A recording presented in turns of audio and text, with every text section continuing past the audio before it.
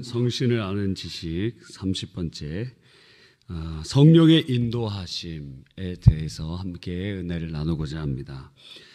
이 험한 세상, 급변하는 세상, 주님의 인도 없으면은 살아가기 참으로 어려운 시대에 살고 있습니다.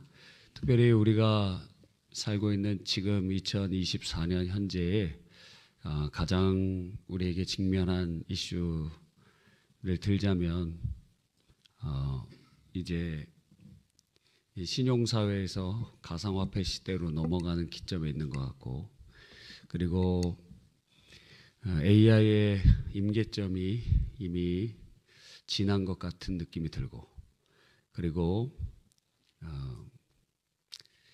이제 전쟁의 어떤 도화선들이 세계 도처에서 보이는데, 그게 우크라이나나 이스라엘뿐만 아니라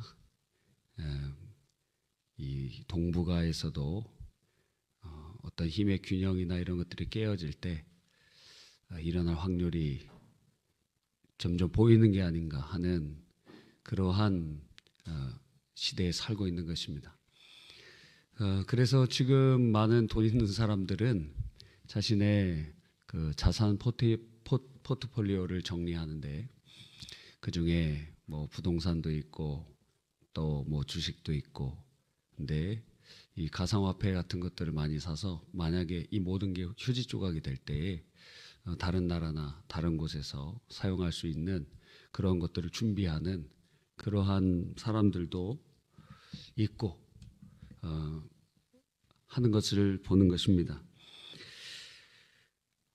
주님의 인도 없으면 고와 같이 처량하고 이리들과 우는 사자 마귀가 가득하여서 요한복음 10장 10절의 말씀처럼 도적이 오는 것은 도적질하고 죽이고 멸망시키려는 것뿐이다 하시는 그 말씀이 성취되는 것처럼 보이기도 하는 것입니다. 그러나 우리의 하나님께서는 계셔서 시편 23편의 말씀과 같이 주께서 우리를 푸른 초장과 맑은 시냇물가로 인도에 가시기를 원하고 계시는 것입니다. 하나님 아버지께서는 아버지의 모든 권세를 아들에게 주셨습니다. 마태복음 28장 18절에 보니까 하늘과 땅의 모든 권세를 내게 주셨으니 예수께서 말씀하셨어요. 그 말씀은 하늘과 땅의 왕 중의 왕으로 지금 예수께서 아버지의 우편에서 모든 권세를 가지고 그렇게 역사하고 계시다는 것입니다. 예수 그리스도께서 그 만유의 왕권을 어떻게 역사하시느냐? 성령을 통해 역사하시는 것입니다. 모든 것이 아버지의 뜻대로 아들이 통치하시는데 그 아들의 통치의 역사가 성령으로 이루어지고 있다라는 것이죠. 그러므로 우리의 삶 속에 왕이신 예수께서 우리 인도에 가실 때 우리 안에 계시는 성령을 통하여 우리를 이끌어 가신다는 거예요.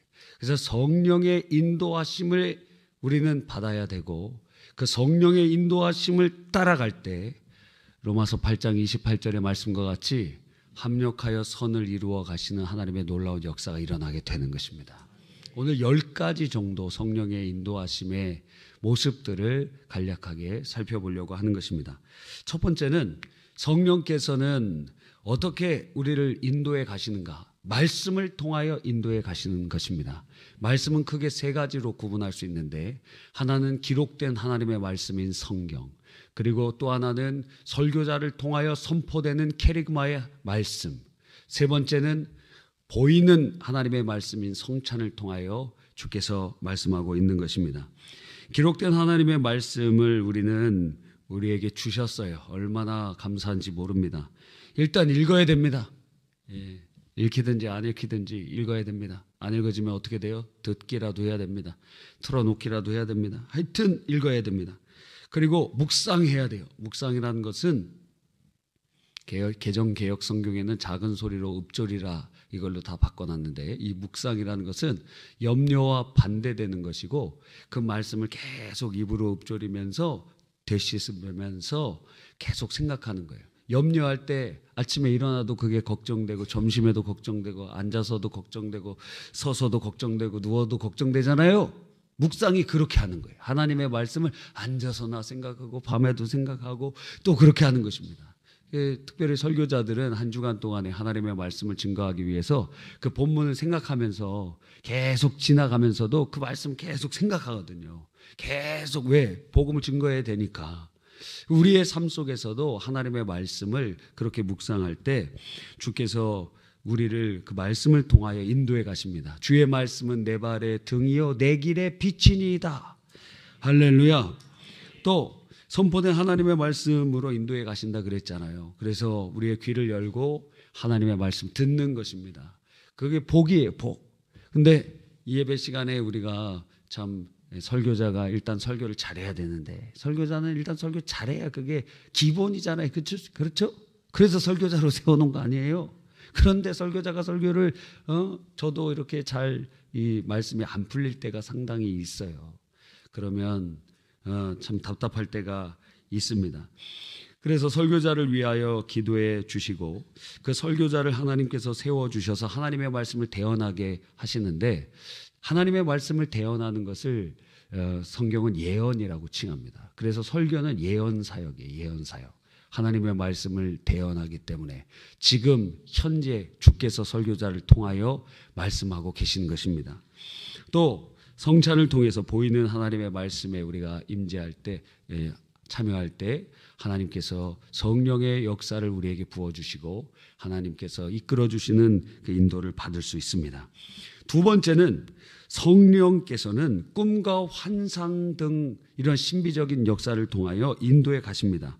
사도행전 16장 9절로 10절에 보니까 밤에 환상이 바울에게 보이니 마케도냐 사람 하나가 서서 그에게 청하여 이르되 마게도냐로 건너와서 우리를 도우라 하거늘 바울이 그 환상을 보았을 때 우리가 곧 마케도냐로 떠나가기를 힘쓰니 이는 하나님이 저 사람들에게 복음을 전하라고 우리를 부르신 줄 인정함이라. 아시아에서 막 전도하려고 그러는데 예수의 영이 계속 막으시는 거예요. 그래서 그러는 과정 중에 잠자는데 하나님께서 환상을 보여주시면서 그 마케도니아 사람이 우리에게 와서 도우라. 이거 하나님이 환상을 통해서 우리에게 알려주시는구나 하는 것입니다. 또 요셉 같은 경우에는 어렸을 때 꿈을 꿨잖아요. 자기의 집단에 그 형제들의 집단들이 다 절을 하는 거예요. 그걸 보면서 하나님께서 그의 인생을 인도해 가시잖아요. 그가 감옥 가운데 17살부터 노예로 팔려가서 30살까지 노예 생활하고 감옥 생활했거든요. 그 13년의 인고의 시간을 견딜 수 있었던 것이 어렸을 때 꾸었던 그 꿈이었어요. 하나님께서 이렇게 이끌어 주신다고 내게 2번이나 꿈을 주셨는데 반드시 이루어 가실 터인데 그래서 그 꿈을 붙잡고 성령의 인도를 받아 믿음의 길을 걸어가게 되었습니다. 그러나 워낙 연기가 위험하기 때문에 엄청난 주의가 필요해요. 거짓 환상이나 거짓 꿈들이 수도 없이 많이 있기 때문에 그렇습니다. 그래서 그런 것들은 다 전부 말씀으로 분별해 봐야 되는 것이죠. 세 번째는 성령은 영적인 음성을 통하여 우리를 인도해 가십니다. 오늘 읽은 사도행전 8장 29절에 성령이 빌립더로 이르시되 어떻게 이르셨죠? 막 하늘에 큰 소리로 임하셨을까요? 아니에요. 그 빌립의 안에 계신 성령이 영적인 음성으로 빌립에게 말씀해 주신 거예요. 이수레로 가까이 나아가라 하시는 거예요. 그래서 거기에 복음을 증거할 수 있는 사람, 전해야 되는 사람 만나게 하시는 것이죠. 성령께서는 우리 안에 실존하시면서 말씀하십니다. 공기의 진동은 없지만 우리 안에 계신 성령께서 영적인 음성으로 말씀하고 계시는 것입니다. 철로 역정의 저자인 존 버년, 영국의 청교도 신학자 아닙니까? 그가 이 청교도 신앙, 개신교를 전한다고 영국 교회 성공회를 의미하죠. 성공회 이렇게 미움을 받아서 성공회도 있고 또 메리 여왕 같은 여왕이 됐을 때는 이제 카톨릭이 중심으로 되기도 하고, 근데 지금은 이제 왕이 교회의 머리가 되는 성공회가 지금 이제 영국의 국교로 국교라고 하기보다는 그 영국에서 그렇게 하고 있습니다. 자, 그런데 그 왕에게 미움을 받아서 왜? 청교도 신앙을 전한다고, 신교를 전한다고 미움을 받아서 감옥에 들어가게 됐습니다. 감옥에 들어가서 고생을 하고 있는데 간수장이 이 존 버년 목사님을 좋게 보아서 옥문을 열어주었다 그래요. 그러면서 집에 가서 목욕도 하고 좀 옷도 갈아입고 쉬었다 오십시오. 제가 눈 감아 드릴게요. 얼마나 신뢰했으면 그러겠습니까? 그래서 고맙다고 그렇게 해서 이제 감옥문을 나와서 집으로 가는데 성령께서 영적인 음성을 말씀해 주시는 거예요. 돌아가라. 돌아가라. 집으로 가지 말고 돌아가라. 그래서 그 존 버년이 성령의 음성을 듣고 감옥으로 다시 돌아갔습니까? 돌아갔어요. 그랬더니 간수가 말하기를 왜 돌아오셨습니까? 나는 가고 싶은데 성령께서 돌아가라 그래서 다시 돌아왔다. 그래서 나는 오늘 안 나가겠습니다 하고 감옥을 철컥 이제 잠그는 순간 임금 왕의 행차시오 하는 거예요. 그 존 버년을 가뒀던 임금이 그 감옥을 순시하러 온 것이었습니다. 만약 그때 감옥에 존 버년이 없었다면 존 버년도 죽을 뿐만 아니라 그 간수도 목이 날아가는 그런 위기에 있었던 것이죠. 그래서 주님께서는 그들을 살리시려고 하나님의 놀라운 역사를 이루시는 것을 보게 되는 것입니다. 네 번째로 성령께서는 사람들을 통해서 우리에게 말씀하시고 인도해 가시는 것이에요. 자, 사람들을 통해서 성령께서 우리에게 말씀하시고 인도하신다. 첫째는 예언 은사자를 통하여 말씀하세요. 예언 은사자. 그럼 구약의 예언자와 신약의 예언 은사자는 무슨 차이가 있느냐? 구약의 예언자는 다 그런 건 아니지만 대부분의 경우 성경에 기록되어 있는 예언자인 경우 계시의 전달자였어요. 그래서 하나님의 말씀 곧 구약 성경의 전달자로 쓰임받는 경우가 많이 있었습니다. 그래서 성경은 아주 분명하게 누가복음 16장 16절에 율법과 선지자는 요한의 때까지요 이렇게 말했어요. 율법과 선지자는 언제까지요? 요한, 세례 요한의 때까지 끝났다는 거예요. 예언 사역이 끝났다는 거예요. 예언자, 구약적인 예언자는 선지자는 선견자는 세례 요한으로 끝났다 이거예요. 이 말이 무슨 얘기냐? 그러면 예언의 역사가 끝난 것이냐? 아니에요. 설교자를 통해서도 하나님의 말씀을 대언하고 또 예언 은사자를 통하여도 역사하시는데 차이가 무엇이냐? 구약의 예언자는 다 그런 건 아니지만 성경에 기록되어 있는 그 예언자들은 하나님의 계시, 즉 특별 은총, 특별 계시를 그렇게 전달하는 계시의 전달자로 쓰임 받았어요. 그런데 이 신약에서 예언의 은사를 받은 사람들은 이 구약의 예언자와는 약간의 결을 달리하고 있다는 것을 보게 돼요. 그래서 만약에 신약의 예언자인데 내가 67번째 성경을 받았다. 지금 제가 무슨 말 하는지 모르시는 분은 성경 안 읽으신 분이에요. 67번째 성경을 내가 받았다. 또 혹은 68번째 성경을 내가 받았다.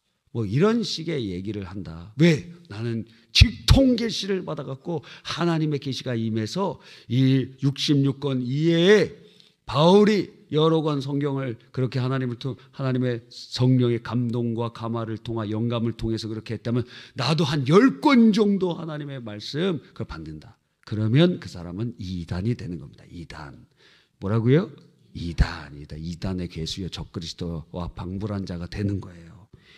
여러분, 그런 자 이제 통일교회도 있잖아요. 그래서 그 사람 하루에 몇 시간씩 5시간 이상씩 기도하고 그러는데 기도하다 보니까 성경에 없는 막 계시가 임하는 거예요. 자기한테 성경에 없는 계시들이 막 임하는 거예요. 그리고 이렇게 집회를 하면 병자들이 낫고 통일교 신자들이 다 바보가 아니에요. 뭔가 있기 때문에 사람들이 그렇게 재산을 헌신하고 그러는 거예요. 얼마나 재산이 많은지 둘러봐도 다 둘러볼 수가 없을 정도라. 그리고 예전에 여수에서 엑스포 할 때 거기 대부분 땅이 전부 다 그 통일교 땅이라는 얘기가 있어요. 그리고 더현대 건물이 사실 그 통일교 땅 그 건물 아닙니까? 그거 임대해서 쓰는 거잖아요. 더현대 여의도에 있는 거 그 통일교에 통일교 매출이 그 더현대 1년에 몇 조씩 나온다 그러더라고요. 거기서만. 이야, 대단합니다.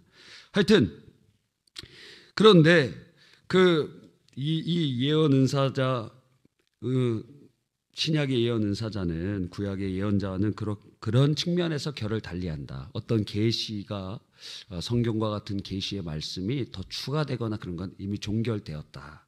그러나 예언의 은사자를 통하여 성령께서 말씀하시고 이끌어 가시는 경우들이 있어요. 빌립도 빌립의 딸이 4명이었는데 다 예언하는 사람이었어요. 다 예언하는 자였고 또 그래서 신약 시대에도 그런 은사자들이 있습니다. 만약에 그런데 여러분 가운데 예언의 은사가 임하고 그랬는데 그 사람 돈 밝히거나 내가 예언해 줄 테니까 한 1,000만 원 갖고 와라, 1억 갖고 와라, 뭐 어떤 데는 그런 데가 있더라고요. 기도응답, 이제 기도응답 되니까 1억 헌금하라고 막 이렇게. 근데 그렇게 하는 사람도 있더라고요. 자, 대단해요. 대단하다고 할 수 있습니다. 돈이 많은가 봅니다. 그런데 거의 돈을 밝히는 자들은 다 사꾼이에요. 사꾼. 다 사꾼이에요. 돈을 뭐 예언을 해주고 돈을 받는다. 뭐 기도해주고 돈 받는다. 그럼 다 거짓령을 받았다고 해도 과언이 아닙니다. 거저 받았으니 거저 주어라 그렇게 하신 것 아니에요. 할렐루야. 또 자기를 특별한 존재로 세운다. 그러면은 다 이단이에요. 다 이단이에요. 예수의 영은 예수님의 삶이 재현되도록 이끄시지 않습니까? 예수님은 어떤 분이세요? 우리에게 섬기러 오셨다고 말씀하시잖아요. 그러니까 예수의 영이 있는 자, 참된 예언의 은사를 받은 자들은 겸손해지고 교회의 덕을 세우게 되는 것을 보는 것입니다. 그래서 예언 은사자를 통하여 주님께서 사람들을 인도해 가시기도 해요. 그렇게 예언의 말씀을 통해서 또 주님께서 사람을 통해서 말씀하실 때는 일반 성도들의 입술을 통해서 특별히 소그룹 교제를 나눌 때 그 사람 별로 영성이 깊은 사람이 아니거든요. 근데 그 사람의 입술을 통해서 말씀을 하세요. 여러분도 아마 경험했을 겁니다. 종교개혁자 요한 칼빈, 장 칼뱅이라고도 하고 또 뭐 라틴어식으로 하면 요하네스 칼비니우스라고도 하지. 다 똑같은 말이에요. 존 칼빈이든 요한 칼빈이든 요한 칼뱅이든 요한 꼬뱅이든. 원래 프랑스어기 때문에 꼬뱅이라고 읽어요. 원래는. 그리고 또 뭐 칼비니우스든 다 똑같은 사람을 말하고 있는데 이 사람은 원래 이제 평생 학자로 지내고 싶었습니다. 그런데 이 또 다른 종교 개혁자였던 파렐이 그 사람도 프랑스 출신이거든요. 칼빈도 프랑스 사람이에요, 원래. 그런데 이 파렐이 와서 제네바 종교 개혁의 동참을 요청합니다. 칼빈에게. 그랬더니 나는 학자로 그냥 하나님 말씀 연구하면서 그냥 살고 싶습니다. 움직이지 않자 이 파렐이 칼빈에게 말하기를 요나가 하나님의 명령을 어기고 도망하다가 물고기 뱃속에 들어갔는데 너도 하나님의 저주를 받고 싶으냐 하고 아주 격렬하게 얘기를 했어요. 그랬더니 칼빈이 그 말에 공포를 느끼고 제네바에 가서 종교 개혁을 돕게 되었습니다. 그러니까 성도의 말을 통하여 그 주님께서 역사하시는, 그래서 기독교 강요도 쓰고 그렇게 종교 개혁을 거의 완성하게 되는 역할을 하게 되었던 것 아니겠어요? 심지어 주님께서는 불신자의 입을 통해서도 말씀하시면서 우리를 이끌어 가십니다. 사사기 7장 13절로 14절에 기드온이 그곳에 이른즉 어떤 사람이 그의 친구에게 꿈을 말하여 이르기를, 그래서 막 전쟁을 하려고 이 기드온과 싸우려고 막 왔어요. 근데 그 중에 이방인 중에 꿈을 꿨어요. 내가 한 꿈을 꾸었는데 꿈에 보리떡 한 덩어리가 미디안 지연형으로 굴러들어와 한 장막에 이르러 그것을 쳐서 무너뜨려 위쪽을 엎으니 그 장막이 쓰러지더라. 내가 꿈 꿨는데 이런 일이 일어났다. 장막 무너졌다. 그랬더니 친구가 대답하여 이르되 이건 다른 것이 아니라 이스라엘 사람 요아스의 아들 기드온의 칼이라. 하나님이 미디안과 그 모든 진영을 그의 손에 넘겨주었느니라. 기드온이 몰래 정탐하러 왔거든요. 그런데 그런 이방인들 저 적군의 소리를 들으면서 이게 누구의 음성이라고 들었을까요? 하나님의 음성으로 그 적군들의 그 입술을 통해서 하나님의 말씀이 선포되었고 그것으로 인도함을 받아서 결국에는 기드온이 전쟁의 확신을 얻고 전투하여 승리할 수 있도록 인도해 주었다는 것입니다. 그게 다섯 번째로 성령께서 또 어떻게 우리에게 인도하여 가실까요? 세상의 징조를 보여주심을 통하여. 자, 밤에 저녁에 하늘이 붉습니다. 붉어요. 그러면 다음 날은 어떨까요? 예? 붉고 흐리면 다음 날 어떨까요? 마태복음 16장 3절에 보면 아침에 하늘이 붉고 흐리면 오늘 날이 굳겠다 하나니 너희가 날씨는 분별할 줄 알면서 시대의 표적은 분별할 수 없느냐. 주님께서 시대의 표적을 보여주시고 징조들을 보여주신다는 거예요. 그래서 이 시대를 보면 성령께서 어떻게 이끌어 가시는지를 알게 된다는 것입니다. 비 오기 전에, 눈 오기 전에 여러분 무릎 쑤시는 분, 허리 아프신 분 있죠? 징조가 있잖아요. 징조가. 지금 징조가 있어요. 그래 알아요. 아, 비가 오겠구나, 눈이 오겠구나. 징조를 알아요. 징조. 그냥 거의 100%예요. 여러분, 이 세상에 주님께서는 그러한 징조들을 나타내 주시는 것입니다. 누가복음 21장 25절에 종말의 징조에 대해서 말씀하실 때 1월 성신에는 징조가 있겠고, 1월 성신이 뭐예요? 하늘과 별과 그리고 달과 별들의 어떠한 징조, 하늘을 천문학을 이렇게 연구하는데 뭔가 이상한 변화들이 일어난다는 거예요.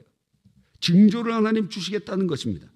사도행전 2장 19절에 또 내가 위로 하늘에는 기사와 아래로 땅에는 징조를 베풀르니 곧 피와 불과 연기로다. 그러나 이 징조를 잘 분별할 수 있어야 됩니다. 그렇죠? 예를 들어서 잘못된 징조 분별도 있어요. 존 웨슬레의 경우입니다. 존 웨슬레는 누구냐면 감리교의 창시자였어요. 그가 이제 미국에 가서 선교를, 배 타고 가서 미국에서 선교를 하는데 남들이 볼 때 혹은 자기가 볼 때도 자신의 배우자로 아주 적합하고 아름다운 소피 홉키와 결혼을 할 상황이었어요. 그래서 그가 너무 참 아름답고 좋은 배우자구나. 그래서 그러나 하나님의 뜻을 한번 물어봐야 되겠다. 그래서 어떻게 하나님의 뜻을 물어봤냐면, 하나님께 징조를 구했냐면 제비 뽑기로 징조를 구했어요. 그랬더니 예스가 나왔을까요? 노가 나왔을까요? 노가 나왔어요. 그러자 그 자매는 매우 화가 나서 다른 남자와 급하게 결혼했고, 여자들은 그렇게 결혼하자고 그렇게 하다가 안 하면 그냥 바로 딴 남자랑 결혼해 버리더라고. 무서워요, 무서워. 다른 남자와 급하게 결혼했고, 그녀의 남편이 자신의 부인이 된 그 자매가 웨슬레가 인도하는 성경 공부에 나가지 못하게 했어요. 그렇죠? 왜? 결혼도 할 뻔했으니까 그 교회에 그렇게 성경 공부하는데 보내고 싶겠어요? 안 보냈다는 겁니다. 그랬더니 웨슬레가 어떻게 했는지 아십니까? 그 두 부부를 수찬 정지를 시켜버렸어요. 징계를 한 거예요. 징계한 거예요. 그러자 그들은 법정에 호소를 했고, 웨슬리는 결국에 어떻게 됐느냐? 담임 목사 자리에서 쫓겨나서 영국으로 돌아가게 됐습니다. 웨슬리는 자신의 이성과 경험을 사용해야 될 때 이 제비뽑기를 미신적으로 사용했던 거예요. 하나님의 뜻을, 그 성령이 그렇게 제비뽑기 하라 그러면 그렇게 해야지, 그거를 하나님의 성령의 역사도 없는데 그냥 제비뽑기 하다가 인생의 큰 실패를 경험하게 되고 부인을 얻었는데, 그 부인의 아주 유명한 악처로 유명한 여자랑 결혼했어요. 막 사역하고 돌아오면 막 머리끄댕이 붙잡고 막 별짓 다 하는 그런 여자랑 결혼해갖고 엄청나게 힘들었지만 그것조차도 성화의 방편으로 사용되었어요. 근데 목회자 중에 이런 목회자는 한 10,000명 중에 한 명 있을까 말까요. 다 넘어져요, 다 넘어져. 근데 웨슬레는 그것을 성화의 방편으로 바꿨어요. 이야. 물론 제비뽑기를 통해서, 자, 구약 성경에 보면 제비 뽑으면 강자들의 다툼을 중지할 수 있다 그랬고, 그리고 신약에서 아주 중요한 신약교회의 12기초석과 같은 가룟 유다가 버린 그 자리를 제비 뽑기를 통하여 마띠아를 뽑았거든요. 그러니까 제비 뽑기가 다 미신적인 것이라고 할 수 없지만, 그러나 하나님께서 모든 것을 다 제비 뽑으라고 하지 않으셨어요. 어떤 우리 교단의 어떤 교회에 보니까 거기는 임직자 전부 다 제비 뽑기예요. 제비 뽑기. 그래서 떨어지는 사람도 상당히 많고 그래요. 심지어 후임자도 어떻게 했냐면 후임자도 제비 뽑기 했어요.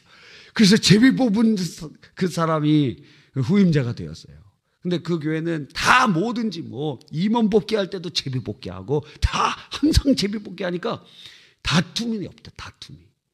그 장점은 그런 게 있었습니다.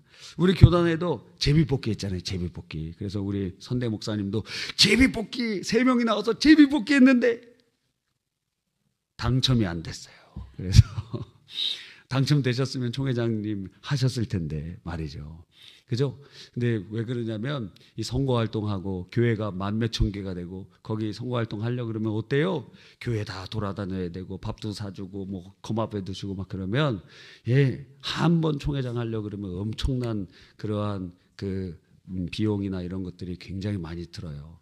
그러다 보니까 그냥 제비뽑기 하는 거 제비뽑기. 그러다 보면 장점도 있고 단점도 있어요. 그러니까 전혀 정치력이 없는 사람이 그렇게 되기도 하고 그런데 거기까지 올라온 사람들은 다 어느 정도 수준 되지 않았겠습니까?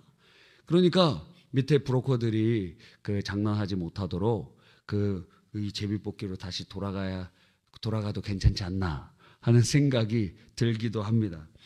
그런데 모든 것을 제비뽑기로 하는 건 성경의 원칙에 위배돼요. 그게 자칫하면 미신적인 것이 될 수도 있다라는 거예요. 6번째, 성령께서 우리를 인도하실 때 기도를 통하여 우리를 인도해 가시는 경우들이 굉장히 많아요.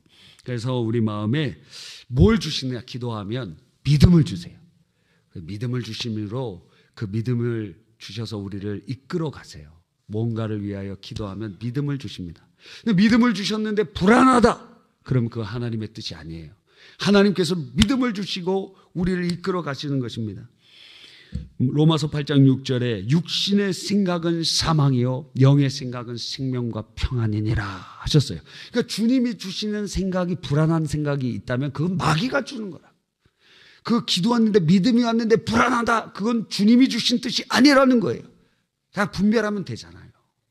기도를 통하여 주님이 믿음을 주시고 평안을 주시면서 그곳으로 인도해 가시는 것입니다. 7번째로 성령께서는 사람을 보내주셔서 그 사람을 통하여 우리를 이끌어 가세요. 아까 파렐도 말씀해 주셨지만 사람을 통해서 역사하시는 경우들, 사람을 보내주셔서 아까는 사람의 말을 통해서고 이번에는 그 사람이 우리를 인도의 감을 통하여. 조영기 목사님 간증인 것이에요. 조영기 목사님은 원래 의사가 되기 위해서 부산 대청동 군창정 내과에서 의사보조원으로 일하고 있었대요. 그런데 어느 날 부산 역전에 YWCA가 있어서 거기에 가니까 켄 타이스라는 옛날 한국 해병대 출신의 선교사가 부흥회를 열고 있었다고 합니다. 뜨겁게 설교를 하고 있었는데 그때 감동을 받았어요. 그래서 하나님께 은혜 받은 사람 나오라고, 받을 사람 나오라고 해서 앞에 나와서 탁 무릎을 꿇고 하니까 안수기도를 해주는 겁니다. 안수기도를 하고 고맙다고 땡큐 그러니까 영어를 할 줄 아네. Can you speak English? 이렇게 딱 물어보는 거예요. 그러니까 나 할 수 있다고 I can 막 이렇게 했나 봐요. 그러니까 내 통역이 좀 되어달라. 내가 한국에서 선교사로 왔는데 통역이 없어서 어려움을 당하고 있다. 그런데 갑자기 마음속에 소원이 일어나는 것입니다. 통역이 되어주고 싶은 생각이 나는 거예요. 그래서 월급도 많고 생활이 보장된 직업을 내려놓고 보따리 싸고 그분 통역이 되었 것입니다. 이제 그분과 함께 복음 사역을 하려고 하는데 그분이 그만 한국 여자랑 이제 연애를 하게 되어갖고 이제 미국으로 그 한국 여자가 미국 가서 살자고 계속 하니까 남자는 아주 힘이 없어갖고 여자 끌려간 대로 다 끌려가잖아요. 미국으로 가셨대요. 그냥 놓고 가면서 루피 리처드 목사님이라는 그 순복음 선교부에 있는 목사님을 연결해 주셨다는 것입니다.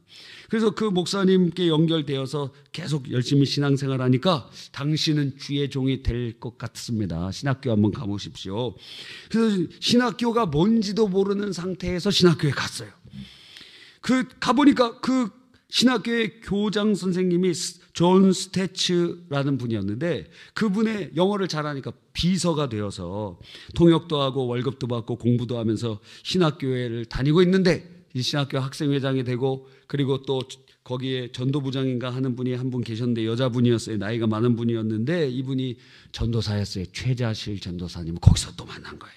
나중에 장차 동역자가 되고 장모님이 되죠. 신학교를 졸업하고 난 다음에 이제 미국으로 유학을 가려고 준비하고 있는데 이 최자실 전도사님이 불광동에서 고아원을 설립한다고 고아들을 막 씻기고 돌보고 그런 모습들을 보는 거예요. 그래서 너무 비참하고 불쌍해 보여서 좀 도와주다가 미국 가야겠다 했거든요. 근데 거기에 그냥 붙잡혀버린 거예요. 그래서 불광동 교회를 같이 개척을 하게 되었습니다.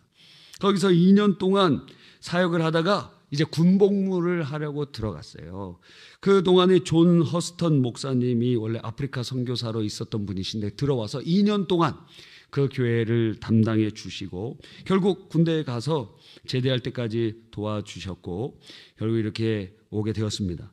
근데 이제 그 이후에 존 허스턴 목사님이 미국의 도움을 받아서 서대문 부흥회관을 짓고 나오는데 같이 가자고 해서 같이 갔습니다. 거기서 이제 서대문에서 목회하는 동안 하나님께서 부흥을 주셔서 10,000명이 모이고 18,000명이 모이고 그러는 거예요. 그러니까 어디 뭐 어떻게 채울 수가 없는 너무 꽉 차 있어서 그래서 이제 하나님께서 어디로 인도해 주셨냐면 여의도로 인도해 주신 거예요. 여의도로. 그래서 여의도 시대가 열리게 된 것입니다. 그 인생을 뒤돌아보니까 곳곳에 하나님께서 사람들을 세워놓으셔서 이분을 만나고 저분을 만나고 그러면서 그 사람들을 끌고 거기까지 인도해 가셨다는 거예요. 우리의 삶도 마찬가지 아닙니까? 여러분이 누군가에게 전도받고 여러분이 이렇게 주님의 손에 이끌림 받아서 이곳까지 오게 된 거예요. 친구 따라 강남 간다고 그런 말도 있잖아요. 친구를 잘 사귀어야 됩니다. 여러분은 하나님께서 사람들을 보내주셔서 함께 신앙생활 할 수 있도록 인도해 가시고 하나님의 놀라운 일들을 그 사람들을 통하여 만나서 이끌어서 인도해 오신 그러한 모습들이 있을 것이에요. 8번째로 성령께서는 어떻게 우리를 인도해 가시는가. 많이 벌써 피곤하신 것 같습니다. 얼마 안 남았어요. 성령께서 우리에게 소원을 두고 인도해 가시는 거예요. 우리 안에 소원이 막 뜨거운 소원이 일어나는 것입니다. 빌립보서 2장 13절에 너희 안에서 행하시는 이는 하나님이시니 자기의 기쁘신 뜻을 위하여 너희에게 소원을 두고 행하게 하시나니. 그러니까 우리 안에서 소원이 일어나요. 막 뜨거움이 일어나요. 제가 아는 어떤 초등학생이 있습니다. 근데 그 초등학교 그 아이가 옛날에 저희가 공부 열심히 하라 그랬어요. 넌 의사가 되라 그랬거든요. 열심히 해서 의사가 되었으면 좋겠다. 그러면 피부과 의사 되면은 어때요? 그 엄마 노화도 좀 덜하게 만들어 줄 수도 있고, 이렇게 얼굴도 이렇게 펴줄 수도 있고, 뭐 여러 가지 도움을 많이 받을 수 있는데, 그렇지 않습니까? 그렇지 않으면은 다른 거 내과라도 하면은 좋지 않을까 하는 생각이 들어요. 근데 보니까 뭐 의대 가는 게 보통 어려운 게 아니더라고요. 보통 사람은 가는 게 아니더라고. 뭐 갈 수도 없는 것이더라고요.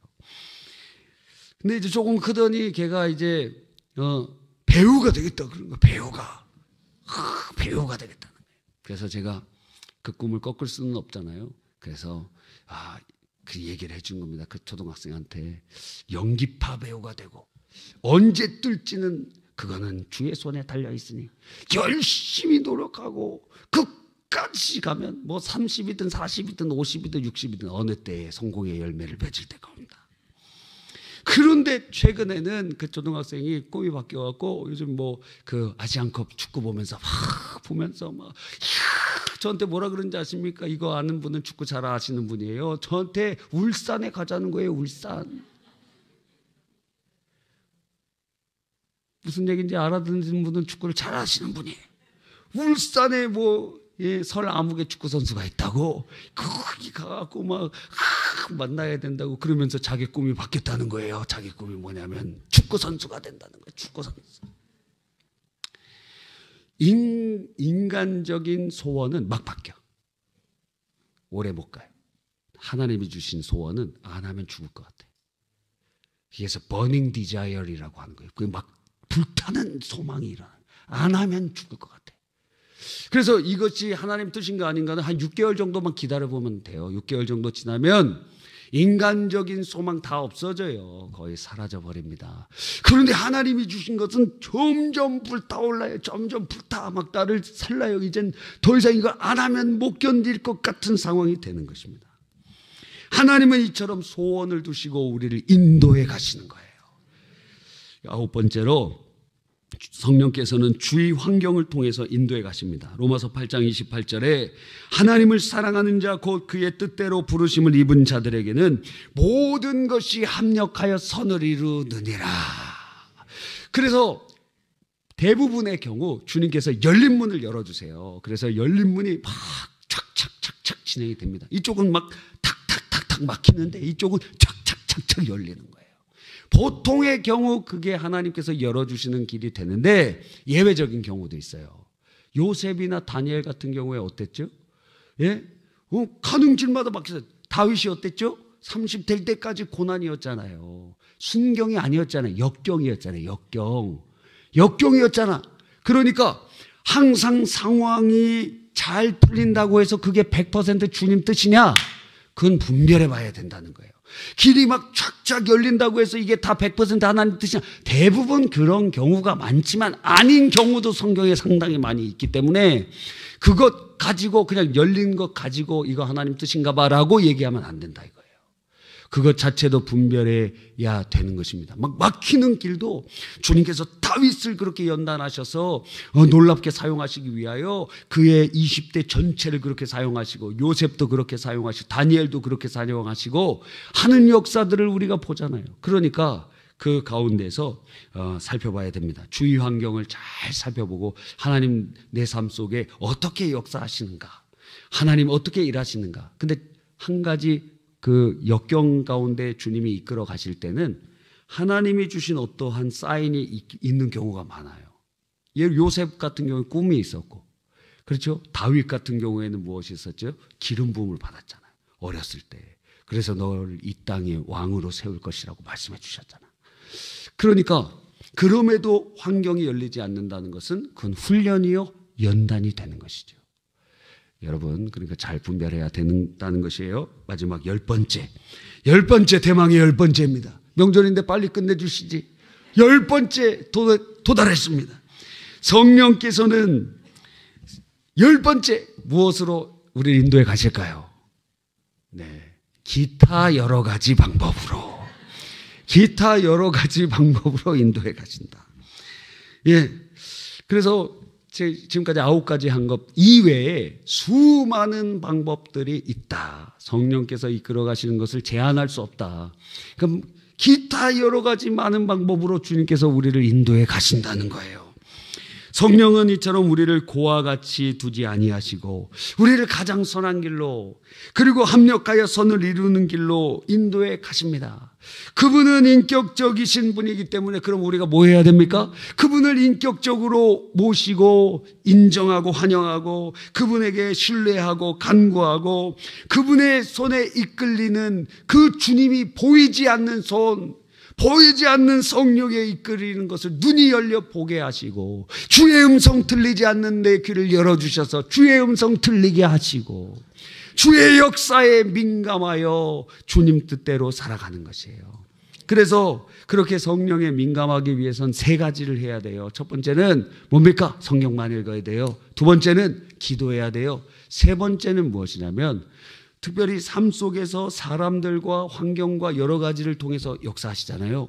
그러니까 그 생활일기 같은 거를 쓰세요. 생활일기. 하루에 아침부터 저녁까지 무슨 일이 있었는가 쭉 그냥 간단하게 적으세요. 뭐 길게 뭐 장황하게 쓸 필요도 없어요. 그냥 시간별로 무슨 일이 있었는가 쭉 쓰고 그리고 그걸 가지고 한번 기도해 보세요. 하나님, 오늘 이런 일들이 있었는데 오늘의 삶 속에서 성령이여 지금 내게 하시는 음성이 무엇입니까? 주님, 제가 귀가 다치고 눈이 다쳐서 보지 못하고 듣지 못하는데 하나님 알려주십시오. 하나님 깨닫게 해 주십시오. 하나님 역사해 주십시오.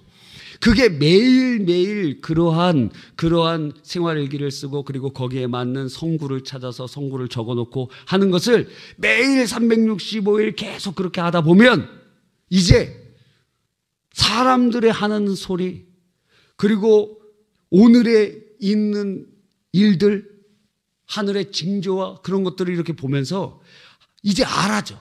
하나님의 인도하심이 어렴풋이 알아져요. 보이지 않는 주님의 손의 역사하심이 느껴지기 시작해. 주의 음성이 들리기 시작하고 하나님의 역사에 그것 깨달아지는 거예요. 그래서 봄이 오면 우리가 저절로 알잖아요. 봄이 오는 여러 가지 사인이 있죠. 그 중에 하나가 뭡니까? 꽃이 피잖아요. 우리 성가대처럼 성가대 보니까 다 꽃처럼 너무도 아름다우세요. 예, 너무너무 아름답잖아요. 여러분은 어떤 꽃을 좋아합니까? 우리 교회 옆에는 개나리가 핍니다. 그죠? 또 저기 멀리서는 꿈마을에는 뭐가 펴요? 벚꽃이 펴요. 그래서 막 벚꽃이 피고 벚꽃이 거기 다 지면 꿈마을 그 길이 다 지면 이제 인천대공원 갈 때예요. 거기는 그때 정도의 만개. 그때 정도의 만개합니다. 거기 날씨가 추운가 봐요. 거기가. 그렇게 한두 주 정도 차이가 나더라고요. 그 꽃을 보면은 봄이 왔구나. 진달래 동산 그 원미산 그 조그만 데에 진달래 있다고 막 전국에서 오더라고요. 거기다 이렇게 누가 심어놨는지 하여튼 아이디어도 좋아요. 어떤 데는 철쭉만 이렇게 심어놓은 데가 있더라고요. 야, 근데 중국 보니까 벚꽃이 그냥 뭐 한 동네 우리 부천시만큼 다 심어놨어요. 야, 가보고 싶지 않습니까? 큰 소리가 안 나오는 거 보니까 꽃이 피면 봄이 왔다고 느껴집니다. 근데 꽃이 피기 전에 날씨가 이제는 싸늘한 공기가 아니고 뭔가 이렇게 날씨가 뭐 봄 느낌이 이렇게 들어요. 날씨가 무슨 날씨? 봄이 되면 어때요? 네? 꽃샘추위가 와. 봄이 되면 미세먼지가 덜 나오지. 황사가 오고 봄이 왔구나. 황사가 막 끼니까 봄이 왔구나 이런 거 아니에요? 하여튼 그런 것을 보면 때를 분별하듯이. 그러니까 여러분이 그렇게 오늘 말씀드린 것을 하면서 일기를 이렇게 써가면서 하면 하나님의 인도하심이 알아지기 시작하는 거예요. 할렐루야.